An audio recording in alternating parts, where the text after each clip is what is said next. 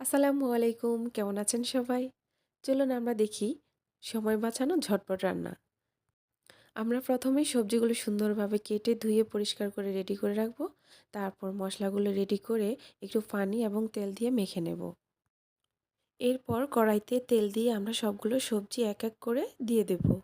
তারপর দিয়ে দেব মাছ, টমেটো, মরিচ, ধনিয়া পাতা এবং পেঁয়াজ কুচি।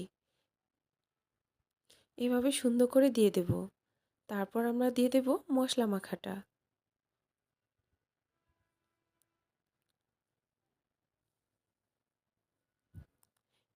এরপর দেব তেল। দেন আমরা চুলাটা অন করে দেব। ঢাকনাটা দিয়ে দেব। এখন আমরা অপেক্ষা করতে থাকব 10 থেকে 15 মিনিট। দেখুন হয়েই গেছে।